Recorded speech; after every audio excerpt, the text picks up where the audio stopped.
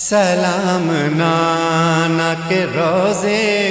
خاتم النبیین نے مشرقین قریش سے تنگ آ کر مکے سے مدینہ ہجرت کی تھی اور فرزند رسول کو مشرکوں کی اولادوں کی سازشوں کے سبب ہی مدینہ چھوڑنا پڑا. امیر شام معاویہ بن ابی سفیان کی موت کے بعد اس کا بیٹا یزید بن معاویہ تخت حکومت پر بیٹھا. اس نے حکومت شام سنبھالتے ہی والی مدینہ کو خط لکھا کہ امام حسین علیہ السلام عبداللہ بن عمر، عبداللہ بن زبیر اور عبد الرحمن بن ابی بکر سے بیعت لے لو یا ان کے سروں کو میرے پاس بھیج دو. مدینے کے والی ولید نے مروان کے مشورے پر عمر بن عثمان کو پیغام دے کر امام حسین علیہ السلام کے پاس بھیجا.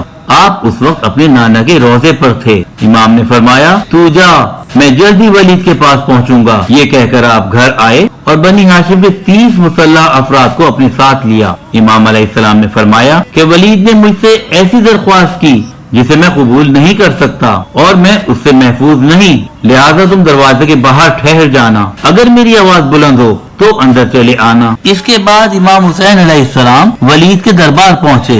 آپ نے دیکھا کہ مروان بھی وہیں بیٹھا ہے. ولید نے امیر شام کی موت کی خبر دی اور بتایا کہ یزید نے آپ سے بیعت کا مطالبہ کیا ہے. امام علیہ السلام نے فرمایا صبح تک صبر کر.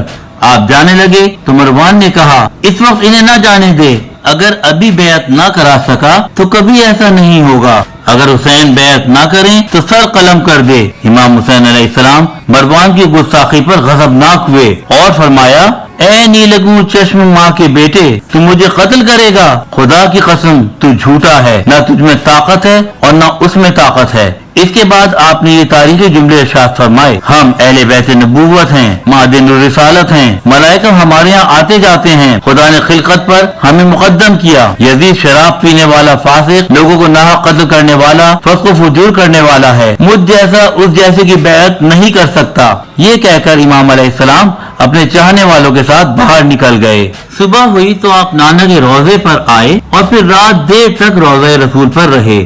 آپ نے 28 رجب کو مدینہ چھوڑا اور وصیت میں لکھا کہ میں اپنا وطن کسی شر اور فساد پھیلانے اور ظلم و ستم کرنے کے لیے نہیں چھوڑ رہا، بلکہ مدینہ سے میری روانگی کا مقصد یہ ہے کہ اپنے نانا حضرت محمد مصطفیٰ صلی اللہ علیہ وآلہ وسلم کی امت کی اصلاح کروں، امر بالمعروف اور نہی عن المنکر کروں. میں اپنے نانا رسول اللہ صلی اللہ علیہ وآلہ وسلم اور اپنے بابا علی ابن ابی طالب علیہ السلام کی سیرت پر عمل پیرا ہونا چاہتا ہوں. امام علیہ السلام کی مکہ ہجرت میں اہم بات مکہ تک جانے والی اصلی شاہراہ کا انتخاب ہے. یہ اس بات کی دلیل ہے کہ امام حسین علیہ السلام خوفزدہ نہیں تھے اور آپ کا مقصد لوگوں کو اصل صورتحال سے آگاہ کرنا تھا.